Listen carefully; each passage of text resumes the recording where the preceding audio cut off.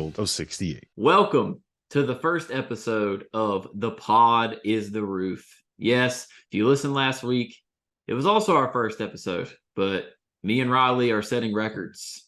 We're rebranding after one episode. No more Hark the Pod due to unforeseen circumstances that we were not aware of. To be quite frank, we did not know, so we decided to go in a different direction, and we like this name. It's fresh. It's funny. If you're not a UNC fan, you definitely remember Michael Jordan saying the ceiling is the roof. It's an ode to the greatest player in program history. So we love it. We are going to be streaming primarily on a new Field of 68 channel. It's not necessarily new. They've posted things on it before, but this season, there is a new spice to it.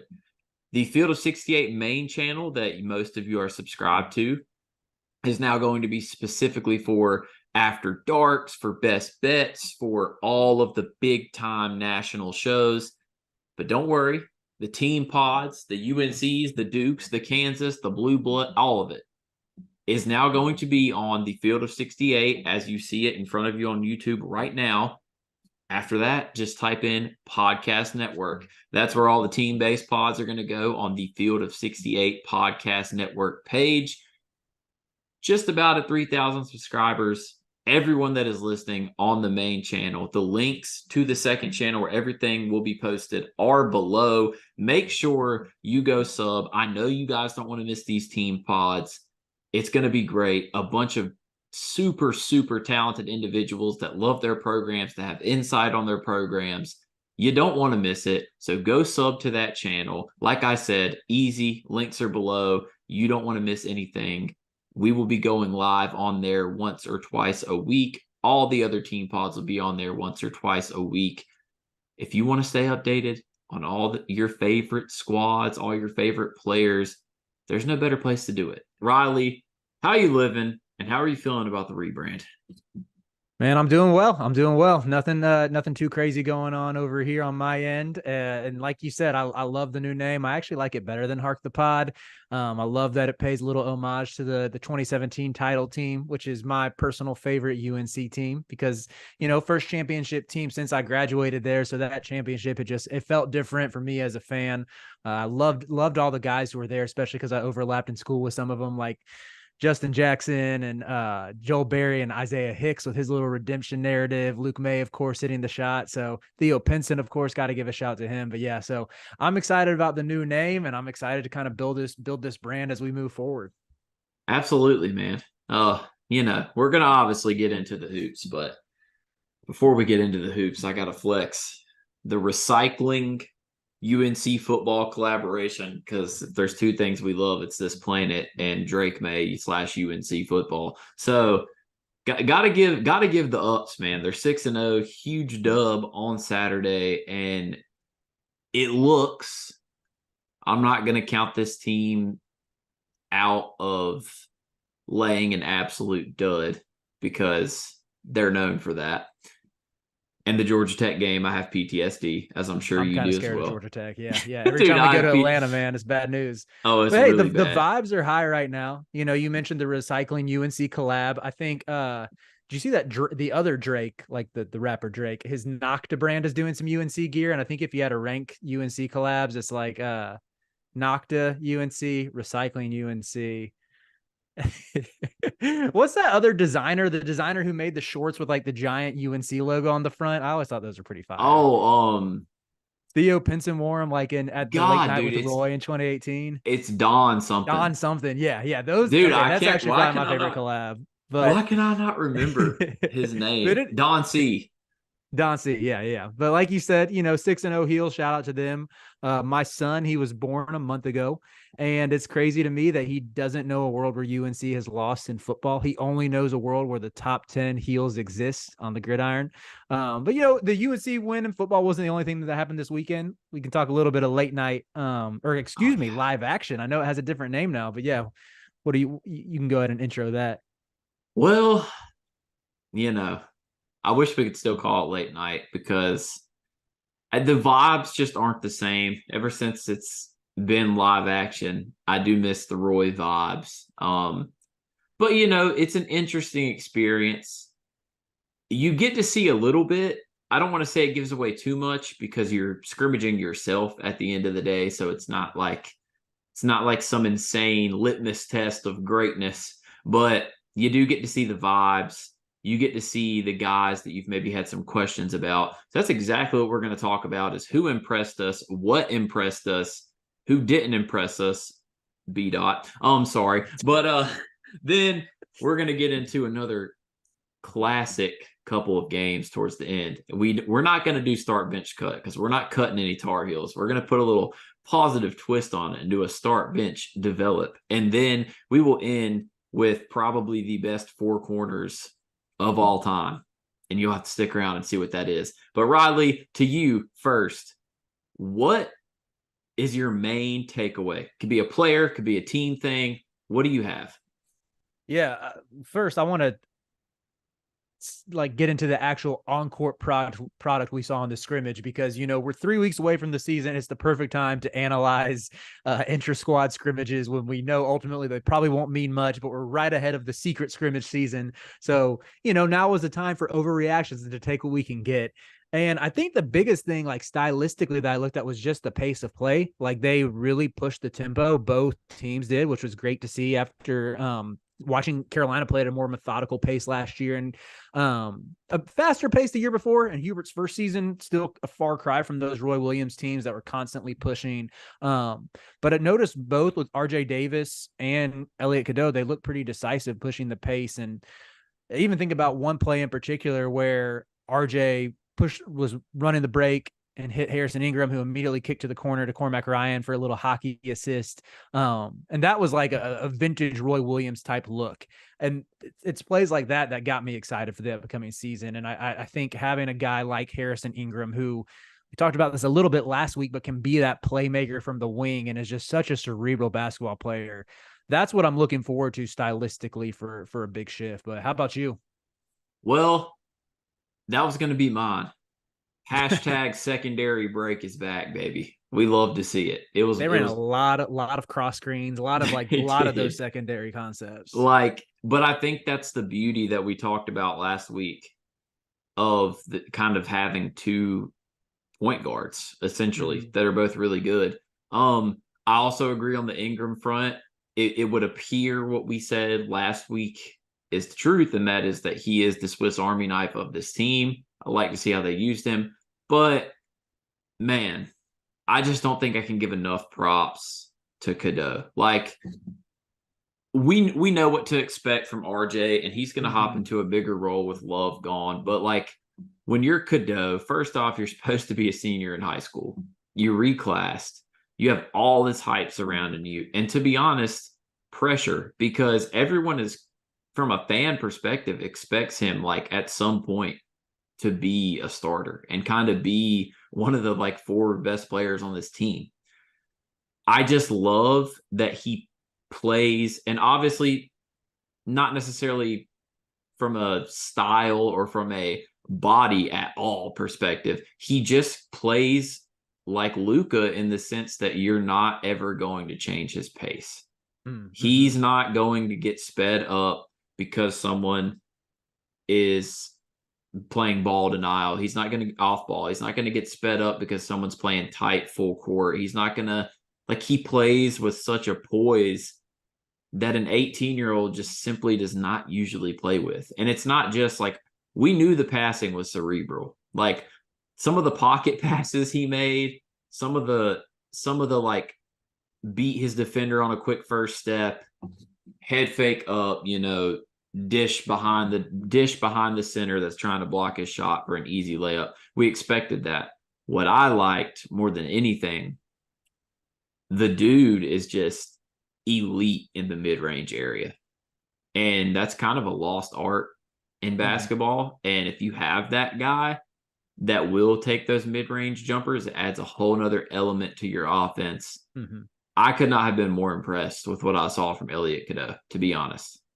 Yeah, I think like you said, that in between game is something that we need. That I'm not just trying. I don't want to just make this a Caleb Love smear campaign by any means, because I know he's gotten a lot of hate from Carolina fans, and I love Caleb Love. I wish him the best, but that almost seemed like something he never really developed in his 3 years here, was being able to show that good touch on a floater. You'd see it in flashes where he might go to that, but I feel like Cadeau has a high ceiling with that, and already seems to be trending in the right direction. You mentioned even the way he passes the ball. I know at points this offseason, there's been different tweets, different rumors. Like there's been the comparison of Kendall Marshall. I know that's what Goodman wrote when he wrote the UNC preview for the Almanac, was he drew that Kendall Marshall comparison. But I think he's actually a lot more like Cole Anthony than he is like Kendall Marshall, because he can score. Whereas Kendall was always going to sort of defer to passing. And I also think Kendall was just absolutely special as a transition passer. And I think Cadeau can do that. Like I think he's going to be able to make those full court passes, or the pitch ahead threes, like that type of stuff. But I mean, honestly, it's been a while since I've watched Kendall Marshall. Like that was a decade ago. But Cadeau, I think he's a little bit more like, once you get him in the half court, he can.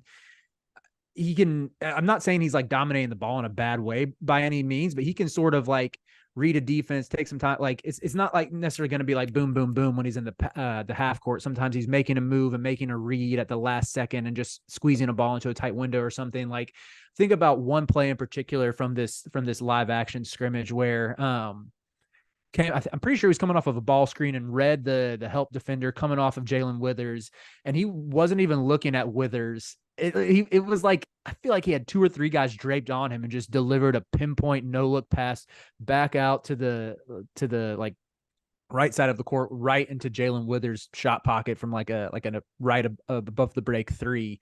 And Withers didn't hit it, but it's just one of those passes that you see. It's like, man, this kid is special, and that stuff it jumps off the screen immediately. And like you said, I was really impressed with him. I think his defense is still going to be a work in progress. Hopefully by like February, he's a little more stingy, or a little more just better at guarding ball screens, because I think that's going to be key. Like teams are going to try to put him in ball screen actions. But yeah, I think from an offensive standpoint, I'm kind of like, hey, you give this dude the keys from day one. Let's take his lumps, but keep his confidence high. Lean on RJ, lean on Harrison, lean on Armando when we need to. But yeah, I'm really excited about Cadeau. Yeah, that is the only concern with me, is that defensively playing him and RJ is probably going to be a little bit of a nightmare. But it also all depends on how the back three can kind of hold up and help. Because if at the end of the day, like in college basketball, if you're going to be weak in any spot, you probably want to be weak guarding the perimeter, because this isn't the NBA. They miss a lot more perimeter shots in college. If you're going to dare a team to beat you by shooting 40% from three, you'd much rather do that in college. So, I mean, they can still get away with it. But yeah, the other takeaway I have is the battle for like the motor man minutes is going to be absolutely incredible. I can't resist the pun. I'm high on Zayden. Let me say that right now. And you already know, if you listened last week, we stand James Okonkwo, but that's our guy. Watching those two, I genuinely do not know how they don't both play at least 10 minutes, because they're high motor. They want to play defense. They looked incredible rebounding the basketball. They're strong finishers. Dude, having two guys like that on the same team, I love it, but I also hate it because one of them's not going to get minutes. Yeah, maybe. I mean, I kind of left that scrimmage thinking we can touch on this with like what we want to, I guess, in the start bench develop. I think there's a chance that those are your front court rotation at the 4 and the 5 is primarily Ingram and Armando, and then High and Okonkwo. Like that could be your rotation right there. And Jalen Withers, Jalen Washington, the two Jalen's.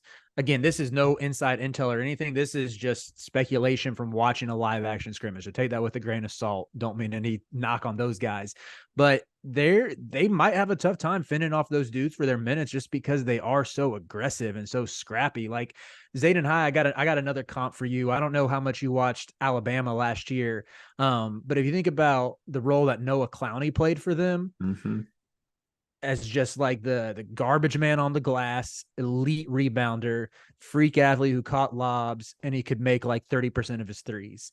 I think Zayden High is like that, minus the elite athleticism, which Noah Clowney was the first round pick, one and done. I don't think that's going to be Zayden High. Maybe he'll get drafted one day, but I think that'll keep him in school a little longer, that he lacks that elite athleticism, but he's athletic enough. Like he's Noah Clowney with decent athleticism, which I think is still a pretty good player. I loved how hard he played on defense. I love that he didn't give up. And, I mentioned that last week, like his days at AZ Compass at that prep school got him ready. And he was used to playing at AZ Compass. He was used to playing without the ball and had to find ways to make plays otherwise. And I don't think scoring is going to be a big issue from this team. I was a little worried at how many threes we missed, and we missed some free throws, but I don't think scoring is going to be a big issue to where Zayden can just focus on doing the little things when he's in the game. He can focus on scoring on putbacks. He can focus on ducking in or making it getting the ball from the dunker spot, finishing a lob, whatever it might be. And Okonkwo kind of gives some of the same things. I would think he's a little less polished offensively. Like his offense, I think Zayden's probably got a little more polish with that, but Okonkwo makes up for it just by being a dog on defense. Yeah, so Zayden is Noah Clowney. James Okonkwo is Willie Cauley-Stein if you listen to Skepta and Dave. that's my takeaways. It's gonna be. This is the beauty of this team to me. Last year, and honestly the year before that with the whole Iron Five, there's no depth. Like the last 2 years, there'd been no depth, especially in the front court. Like at least last year, you could throw Trimble out, you could throw Dunn out, you could throw Styles out. Like there's Jalen Washington was like it. That was, the only front court depth you had. This year, you have 5 guys that could play in the front court, maybe even 6. And then, you don't have to worry. Like if Armando gets in foul trouble, I actually feel good about the guys that are going to come in now. And it's just the depth that they have. And I don't know. They all bring you such different things. Like, I think you can play them based on the matchup. Like if we're, playing a game where we need to put in a big, but we need to space the floor a little bit more, he can play Withers. If an opposing big is eating us alive, he can bring in Okonkwo, he could bring in Zayden. So I think there's just options and versatility that we haven't had in the last couple years. And I think that's the beauty of it. Now, one thing I did want to talk about to get your opinion on. Seth Trimble didn't play, and he hasn't, I don't even think he's practiced in like how long? Maybe a couple weeks. I think they said he's day-to-day with an ankle injury. So we talked about last week how we kind of hate it that he could be the feels bad guy because he is such a good defender. Right. How do you think him being out with this injury is going to hinder his chances even more? Yeah, I've heard there's been some chatter from like people around the program that he's had a really good offseason up until like this recent ankle injury. That they've moved him more off ball and want to use him as like the third, like the big guard in a 3-guard lineup. And I think because of his build and his athletic tools, he can guard most wings in the ACC, probably most wings in the country. He can check, he's not going to be like Leaky Black on Brandon Miller last year, but I don't think on our schedule, there's a lot of 6'8", 6'9" wings who can score 20 a game anyway. Not many of those in the country. So yeah, I think that'll be a role that Seth can carve out. But again, it's going to come down to like whether or not he can make his threes. I know he's made some mechanical tweaks to his jump shot. But I think that's going to be the key for him to extended minutes is, how does he fare off ball? Can he be enough of a shooting threat to get on the court? And I would tie that into the other concern I would say I had from the live action scrimmage was just like you said, I think front court depth, we should be pretty set, but we are probably going to need some shooting off the bench. That's where we need Withers to make his threes. Like that's going to be his key to getting on the floor. I think he went 0 for 2 or 0 for 3 from 3 in the scrimmage. We need Wojcik to make his threes to get on the floor. Like those dudes, and we need Seth to at least be able to be a threat out there. That you can't leave that. He's got to be a threat enough to not be left wide open. And that's like, I think Cormac not worried about his shot. RJ definitely not worried about his shot. Ingram, for the most part, not worried about his shot based on his like catch and shoot numbers throughout his career, even if his overall percentage wasn't great. But yeah, that's where I'm like, dude, we really need one of Wojcik or Withers to show that, like, for Wojcik, it's showing that he can make it against ACC and other high major quality defenders. And for Withers, we need it to show like that last year was an anomaly and it wasn't just a reflection of playing on a bad team where, you probably go into a lot of those second halves down 20, where it's like, might as well pull it. Like if I was Jalen, I would have only shot, if I was on that Louisville team and we're down 20 in every second half of a conference game, like every time I touch the ball, I'd be shooting, Yeah, it's going to be interesting to see what happens because there's pressure in a way. Like if you are Paxson, I think Cormac is safe, like you said, but if you are Paxson, if you are Withers, you kind of have that extra pressure on you because it's like your sole purpose really of being in the rotation is to knock down threes. Right. And if you aren't knocking down threes, there's a lot of guys that can come in, take your minutes, and provide other things. So it does add an extra element of pressure. But talking about all these options, talking about all these players, leads perfectly into our start bench develop. Now, doesn't necessarily have to be players in our start bench develop. You could throw out 3 concepts that we have to choose to start bench and develop. Whatever you have cooked up in your brain. Riley, I will throw it to you first. What is your first start bench develop? All right, let's go start at the 4. We'll start with the big question. Like we said last week, who's going to start there? Do you start Harrison Ingram at the 4 and go small? You start Zayden high and go with the young dude, throw him in the fire, or do you opt for the stretch 4 and Jalen Withers? Start bench develop. I think to start the year, for sure, you start Ingram. You bench.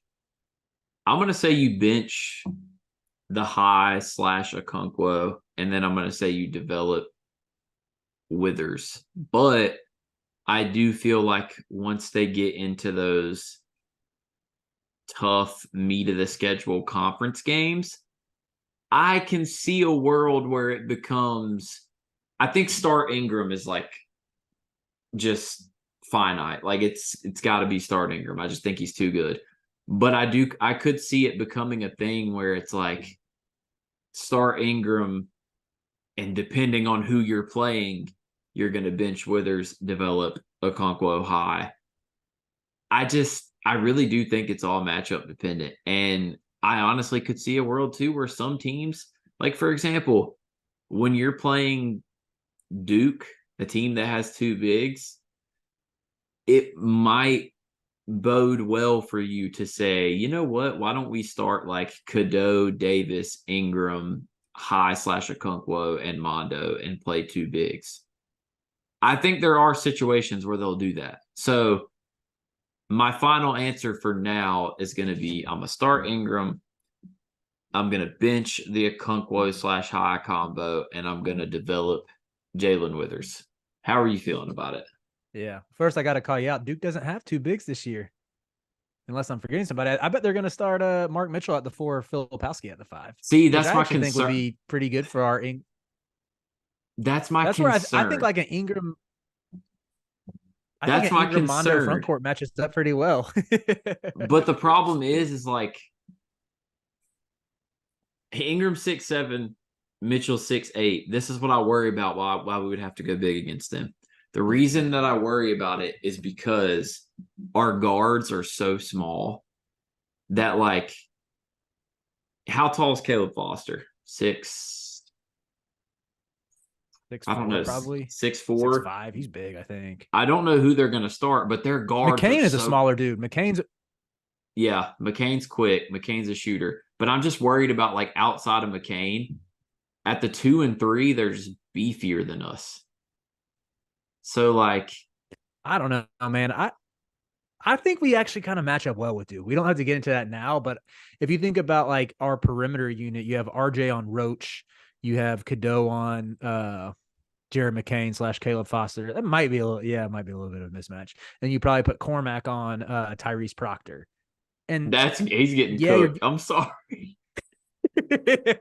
Cormac can at least be annoying, dude. Cormac is that's true. Cormac is 25. He knows how to he can annoy like a young Tyrese Proctor. See, but that's what I'm saying though. I know this is such a tangent. So yeah, in that case, you might want to go with.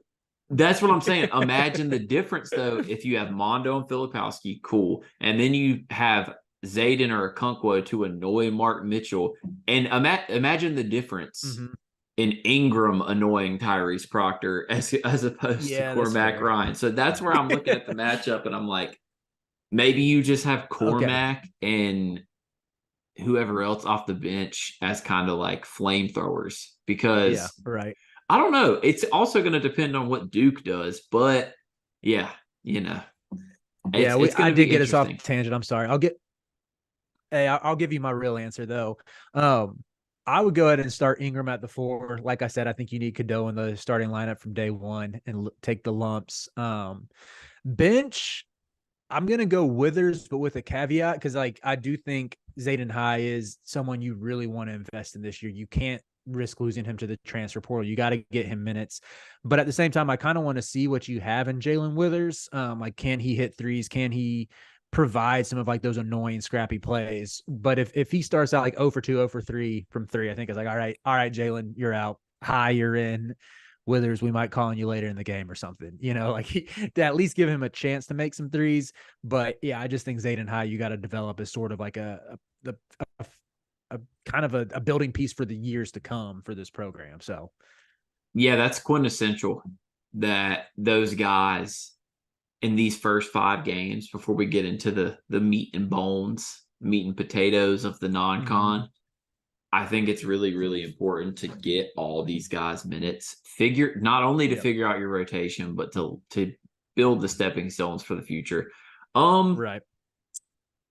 So I have a start, bench, develop, which is a little different because this one we're going to start, bench, develop with the shooters. So now I'm not necessarily, talking guys like RJ who are going to do more. I'm talking strictly shooters. Cormac, Paxson, Withers. Start, bench, develop. What are you doing? I think you go Cormac, Wojcik in that same order you said. Cormac, Wojcik, Withers. I think Withers is like, I'd have to look at the career percentages. I would guess Withers is the lowest career percentage of those 3. And Wojcik, I'm like, if he can get like just knock down some spot up threes, man, that'll be more than we had off the bench last year. Like in this offense with how many double teams Armando will command, with Cadeau's ability to find the open shooter, if we're playing up pace and Paxson can find the window to get a shot off, like I think that's going to be valuable off the bench. And then Cormac, I think, is just going to be able to shoot off of screens and shoot on the move more than anybody we've had since. I don't think he's as good of a shooter as Cam Johnson. Cam Johnson was a lottery pick for a reason, but he's probably the best movement shooter we've had since Brady Manick. How can I forget about Brady? Brady was freaking lethal. But yeah, Cormac is up there as far as a movement shooter.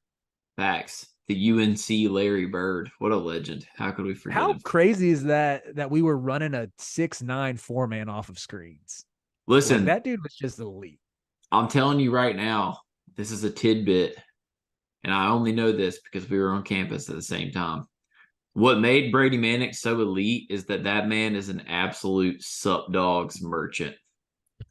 Man was picking up 4 orders from Sup Dogs a week minimum. He was a regular. He'd walk in there with his camo shorts, solid color t-shirt, and a Bass Pro Shops hat. I'm telling you, he was a legend of the Sup Dogs. They powered him through the season. But Sub Dogs is so gross, man. Maybe no, I need to. I it's got to be not quiet good. in case maybe we can land a sponsor for them. We'll have you delete Hey, that if we get a sponsorship from Sub listen, Dogs. But if we get a sponsor, Sup Dogs is elite. If yeah, not, right. Sub Dogs is the fuel of champions, and if we don't get a sponsor from them, that's why we blew a 15-point lead in the national championship. yeah, Because our there's second no in best player between. was fueled on Sub Dogs. There's no in between. But yeah, I think I would agree. I think it really just depends though, because I do think Cormac is the starter. It's kind of how I feel about Ingram. He's gonna start. Mm-hmm. What I think happens is it's all dependent on Paxson is like just a shooter. Whereas I think there is potential for Withers to offer more if they can unlock him on the other side of the basketball. Mm-hmm. So Mm-hmm. I could see an argument for leaning Withers, but I do think as of right now it'd be Cormac, Paxson, Withers. Yeah, I could see the argument for Withers too, just with the athleticism he brings. With Pax, I think he can do a little bit with the ball in his hands, like as a secondary playmaker. Like he played with the ball in his hands a lot at Brown, and he's a good passer. But I'm with you that I think his role here will pretty much be spot up threes, maybe curl off some screens every once in a while. Yeah, which not bad to have, but I'm Yeah, sure you have right. another start bench developed for us. Yeah, this one is actually not roster related. This is on how to fix live action. We talked about this I don't want to get, too nostalgic on here and date myself, but my freshman year at Carolina, it was the Kendall Marshall team, Harrison Barnes, John Henson, Tyler Zeller. Fantastic team, lost in the Elite Eight. But we were preseason number 1. Stuart Scott hosted it. Rest in peace, Stuart Scott. It was late night with Roy at the time, and I remember getting there kind of late and having to struggle to find a seat in the upper level. Like it was so packed, it was so live. Like I just remember Stu Scott being like, "And welcome your preseason number 1 team." Like it was this great build up to it, and even the following years after that, like we sort of struggled my next 2 years at Carolina. Like lost in the second round both those years, kind of forgettable teams like young Marcus Page teams. But even late night with Roy was still a big deal. Like they still would pack out the Dean Dome for it. So I got 3 potential fixes for you to start, bench, and cut. Yeah, I guess you can cut one of these. Yeah. All right, here are the options. At a dunk contest, at a musical guest, bring back like the dances and the skits. Okay. So this might be an insanely bold take.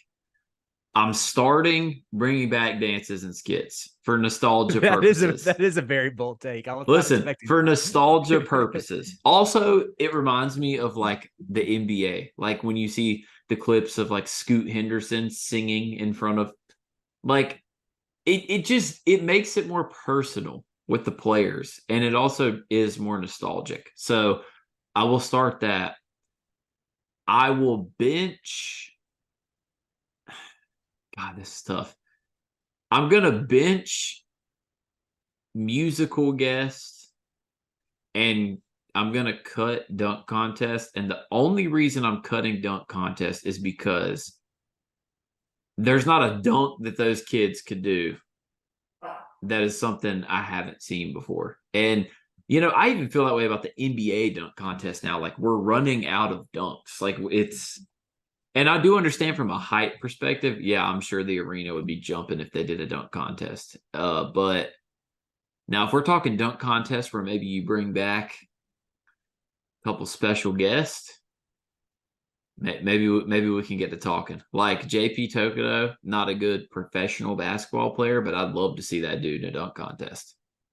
So I don't know. Yeah, you brought up some good points with dunk contest because I was either going to start that or bench that. I think I might start a musical guest because I feel like there's a lot of different directions you could go. Just bring like you could bring a young like a rapper that Gen Zers like to just Like completely appease Sexy the students Red. and We can have recruits. her out there with Like the ski. yes, yeah, you can. Yeah, you could, or you could like kind of have the bridge with J. Cole to where you get people my age into it, and I feel like he loves UNC anyway. But there's like recruits would still respect that.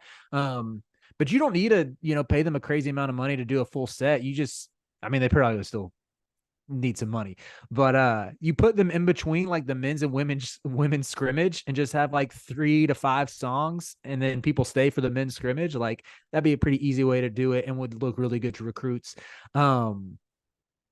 I'm almost forgetting my own ones now. I'll go bench dunk contest because I think it has potential. Like this came to me when I was watching Cohen Carr dunk from the free throw line at Oh, Michigan dude. State's equivalent of their scrimmage, and it looked so hype.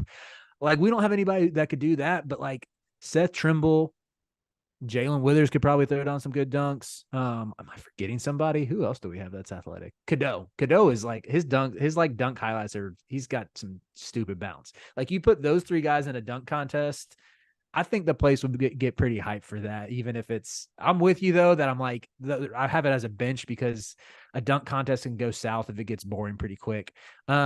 Then develop, I had the skits and the dancing, but I'm kind of with you that you could bring that back as long as you're creative with it. Yeah. Like we don't just need the same dances every year. Like find ways to showcase the players' personalities. Like I mentioned Like last week, just like how charismatic Harrison Ingram is. Like let Harrison Ingram do something to maximize that, that's how I feel. Like, dude, why are we limiting it? Like, I know we've talked about this every episode. I don't care. Let James Okonkwo come out there and like rap British drill for like 2 minutes. Like make Elliot Cadeau sing like "Ain't No Mountain High Enough." Like do funny stuff that you haven't done before, and it could Yeah. honestly be great. Now, Mm-hmm. the only thing, see, dunk contest, the reason I immediately cut it is because it would take less than 2 minutes for someone to pull out a Vince Carter jersey and do the Vince Carter dunk. I'm already knowing exactly how that would go. Unfortunately. Yeah. In some cases, it's like, again, you appease the old heads, but if it's like Seth Trimble doing that, a recruit sees that as like, oh, I want to be like Seth Trimble. Maybe. I don't know. No, that's true. So my final start, bench, develop could also be a start, bench, cut, I do believe. So this is going to be kind of takeaways from the game. It's not player related, but just from the things we've seen, start, bench, cut, and level of importance. And that is going to be the fast tempo secondary break, the intensity on the glass, or the intensity on the perimeter defensively. I like that. I like that a lot. Um, hmm.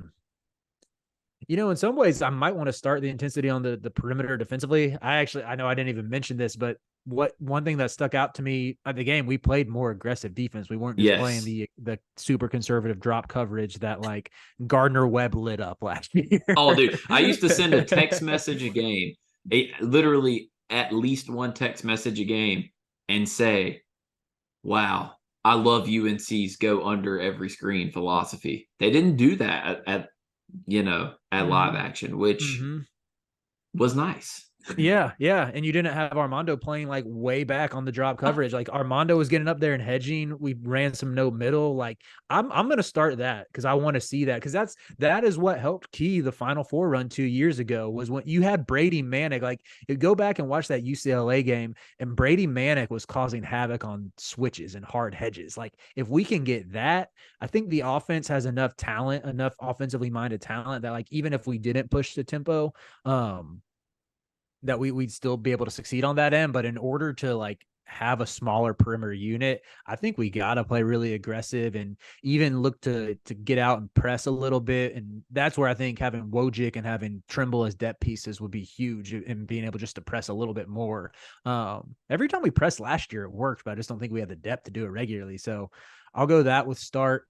Bench, I'm going to go the pushing the tempo, pushing the pace. You know, we already talked about that. It's just a lot of fun to watch. Like seeing the ball just like fly down the court is like sight for sore eyes after last year. I'm sorry, Roy Williams. Roy Williams, if you listen to this, I know Roy, I'm sure Roy's a big fan of the Pod is the Roof. You're still my GOAT. I love you. You're my favorite person that I've never met, but I'm putting rebounding last. Because not that it's not important, you know, I still want to see some intensity on the glass, but you throw Armando down there getting 15 boards a game, like makes rebounding a little less important for everybody else. Yeah, so I'm honestly, I think I'm right in the same boat. So for starters, the defensive stuff. I mean, there's a reason that UNC's kryptonite has always been a white guy who can shoot on a team. Like, because we go under and we play soft coverage on every single screen. It gives me PTSD because I watched the Celtics do that against Steph Curry in the NBA Finals and get absolutely doused. So it's like, I hate the drop coverage on everything mentality. Like, especially, bro, like, who cares? At the end, like, it's college. A big actually has a chance of defending a guard. They can at least annoy them. I mean, there's obviously some guards that if you get in switches, you know, we saw it with RJ Davis during the Final Four run. If RJ Davis had a switch with a big on him, he's blowing by him every time. But I'd take that. Don't go under and give a 38% three-point shooter wide open looks the whole game. So that's definitely number one. I agree with number two because, one, it's fun. I'm sure we both missed the fast-paced breakaway basketball. Like, it's just, that's what the Luke May shot came off of. Like, it's fun. It's fast-paced. It's easy to watch. But besides that, it's also an excellent way to cover up some defensive weaknesses. And I do think that even if the intensity is heavy, with those Cadeau and RJ lineups, they will be undersized and they will struggle in some defensive matchups. The way to counter that is get out on the break and run. And I think that's why I'm so high on the fast pace offense this year. I think we have the personnel to honestly run it to perfection. I mean, every single guy that's going to play minutes for us, with the exception of Armando, can get up and down the court like really, really, really fast. So that's great. And then, yeah, it's cool to see guys like Zayden and Okonkwo aggressive on the glass. But like you said, one, if Armando's down there, it doesn't matter. Two, rebounding doesn't matter near as much if you're actually playing with intensity on the defensive end. Rebounding matters more when you're like awful defensively and it's like rebound, easy kick out. They don't even have to reset their offense. That's when rebounding is important. So if the first one actually happens, we don't have to worry as much about rebounding. But yeah, I mean, that's all I've got for start bench develop. Do you have any more start bench develops? That's all I had too. Shall we go ahead and move on to Four Corners then? Oh, absolutely. And fun I'm going to segment. give you the spotlight to explain this one because this was all your idea and I love it. All right. So yeah, for this week's Four Corners, for those that missed it last week, Four Corners is how we're going to end our shows. We're just going to hit on four things that are kind of random. It'll vary week to week what we're talking about. Last week we did 4 buy or sells with this team. This week I want to hit on the 4 different rankings that have come out in the past week or two, where you had Evan Miyakawa release his algorithms ranking, his predictive rankings. Kim Palm did the same thing. Then we had the AP poll come out this week, and this one harkens back actually to September when the Almanac released in the Almanac rankings. So I contributed to the Almanac. If you don't have the Almanac yet, you might be a fraud. That's all I'm going to say. Yeah, a lot of hours put into that. Please, I mentioned my son at the beginning of the episode. Help me get him diapers because he's going through them like crazy right now. So buy the Almanac. That's a twist right there. I think if you don't buy the Almanac, went through like, you don't like babies. You support babies. So yeah, we talked about anyway with both Evan Mia and the Kim Pom rankings had UNC at number 17, computer rankings based on their model and everything. AP poll had UNC 19th. The Almanac had UNC 24th. And I can go ahead and take the heat and say I contributed to the poll for the Almanac. I didn't rank UNC. In my preliminary rankings right now, I have them in that 25 to 30 range. And, as we've talked about these first two episodes, I like a lot of the pieces on this roster. I think the infrastructure is there for this to be a team that, it's hard for me to envision them getting a 1 seed, but 3-4 seed and like Sweet 16 Elite 8 type potential. I think that ceiling is there. But the reason why I didn't rank them is just I had some concerns that we'll talk a little bit more next week with some of the athleticism, some of the defensive concerns that just carry over from last year. And I kind of just want to see it out on the court. If UNC comes out and they blow a really good Radford team off the court in the first game of the season and beat a really good Riverside team, like those are two teams that'll contend for their respective conferences. Like if we go out, win those games by 20 plus, I'll be inclined to have us more in that 20 to 25 range, especially ahead of Atlantis, where we'll have plenty of opportunities to show that like this is a different team with a different mindset than last year. So it's not really any hate toward the Heels or that I have a ton of qualms with this roster or anything. I want to see it before I rank them just after how last year transpired. Where are you at with all these different polls? I think the people who are the closest to the right ranking is the AP poll, honestly. I would say 19 to 21 is like the sweet spot for me. Mm-hmm. I think 24 is a little low, and I think 17 is a little high. Now, that being said, I do find it funny that, and I told you about this before the pod started, had to get the narratives out there. The computers love UNC, and I understand why human voters don't. Human voters can look at the data and stuff, but at the end of the day, when you see a team make the championship, blow a 15-point lead, come back with the whole roster essentially minus Manic, and collapse and not even make the tournament for the first time ever, like, I understand why that's stained your mind. Like what you said about like you need to see it, I 100% agree with that.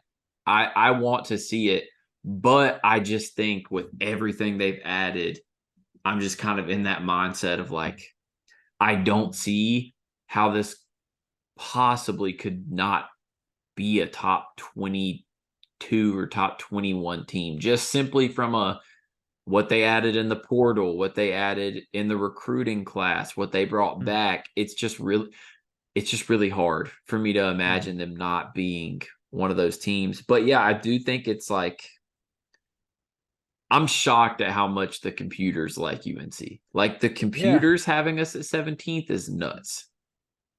That is encouraging for me. We didn't even mention Bart Torvik just because it's 4 corners, not 5 corners. But Torvik's model has us, I think, 13th or 14th. Yeah, like you said, with what we brought back, if you compare this year's roster to last year, I don't think there's quite the pedigree of last year's roster because you had Caleb Love, former top 10 recruit, hit one of the 3 biggest shots in UNC history. Going to probably end his college career as like a 17 a game score, 16, 17 a game score.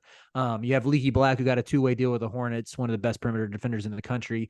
Pete Nance, who was on an Exhibit 10 with the Cavs, and obviously has NBA in his bloodlines. Like, we don't quite have that same like ballyhooed roster when it comes to recruiting stars and whatnot.